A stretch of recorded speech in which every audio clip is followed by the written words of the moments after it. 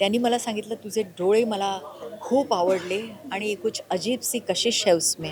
नमस्कार, मी मधुरा शिदे आणि कलाकृती मिळा तुम्हा सगळ्यांचं मनापासून स्वागत आहे. झी चित्रगौरव पुरस्कार 2024च्या रेड कार्पेटवर माझ्याबरोबर आज एक अशा अभिनेत्री आहेत ज्यांची ओळख एव्हरग्रीन म्हणून तर आहेच आहे, पण मला असं वाटतं की त्या पलीकडे जाऊन फक्त सौंदर्य नाही तर अभिनय आणि ते तर सगळं आपल्याला माहितीच आहे, पण मराठी भाषेवरती उत्तम पकड असणारी, मराठी भाषेवरचं ते प्रभुत्व गाजवणारी अभिनेत्री आहे असं मला वाटतं. आणि त्यांच्यासाठी मराठी भाषा त्यांचं अस्तित्व आहे हे ते प्रत्येक वेळेस म्हणत असतात.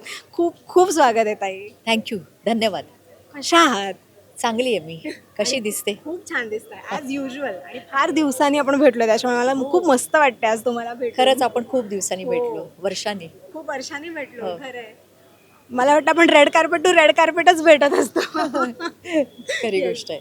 आणि आज झी चित्रगौरव आहे आणि मला वाटतं झी हे सगळ्यांसाठीच फार खास असतं आणि त्यात जर का तो पुरस्कार सोहळा असेल तर अजूनच. अल्फा मराठीपासून सगळेजण आपण हा पुरस्कार सोहळा पाहत आलो आहे. मला आज ऐकायचं तुमच्याकडून की तुमच्याकडे झीच्या काय काय छान छान आठवणी आहेत किंवा अल्फापासूनच्या.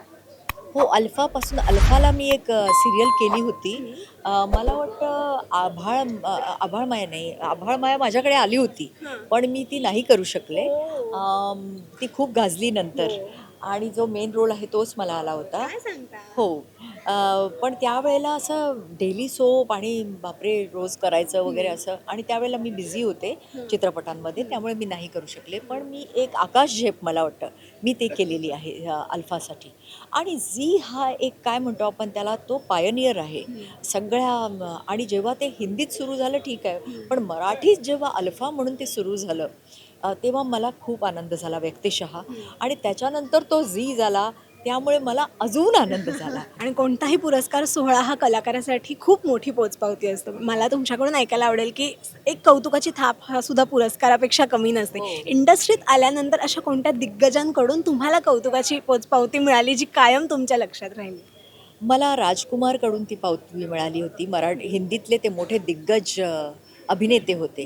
त्यांनी मला सांगितलं तुझे डोळे मला खूप आवडले आणि कुछ अजीब सी कशिश है उसमें, असं त्यांनी मला सांगितलं. आणि त्यांनी मला सांगितलं की तुझा अभिनयसुद्धा अतिशय नैसर्गिक आहे, नॅचरल आहे. कारण त्यांच्याबरोबर मी 2 चित्रपट केले, तिरंगा आणि इन्सानियत के देवता, हे 2 चित्रपट केले. तसंच मला दिलीप कुमार एकदा मला म्हणाले होते की तुला ह्याच्यापेक्षा जास्त चांगलं काम मिळालं पाहिजे, कारण तू एक चांगली अभिनेत्री आहे, सक्षम, आणि तुला अजून तुझे रोल्स मी पाहिलेले आहेत, पण तुला अजून ह्याच्यापेक्षा चांगले रोल्स मिळेल, जी तुझी क्षमता आहे.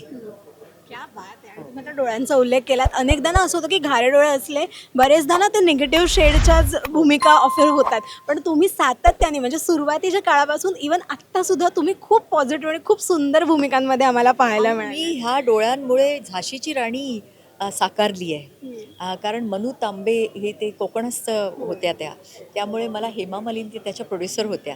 त्या मला म्हणाल्या तुझ्या डोळ्यांमुळे मी तुला ह्या रोलमध्ये घेतले. क्या बात आहे. यापेक्षा मोठी कॉम्प्लिमेंट आणि यापेक्षा मोठं काय असू शकतं. खरं. फार छान वाटलं ताई गप्पा मारून आणि खूप घाई आहे तुम्हाला, तरी तुम्ही वेळात वेळ काढून थांबलात त्याच्यासाठी थँक्यू सो मच. आणि खूप खूप शुभेच्छा आणि आशा व्यक्त करते की लवकरच तुमच्या नव्या प्रोजेक्टच्या निमित्ताने आपली भेट होईल. वा, तुझ्या तोंडात साखर पडो. थँक्यू. रसिका हो, कलाकृती मीडिया म्हणजे मनोरंजनाची लयलूट. मनोरंजन क्षेत्रातील किस्से व घडामोडींचा आस्वाद घेण्यासाठी कलाकृती मीडिया या यूट्यूब चॅनलला सबस्क्राईब करा आणि व्हिडिओ लाईक करा.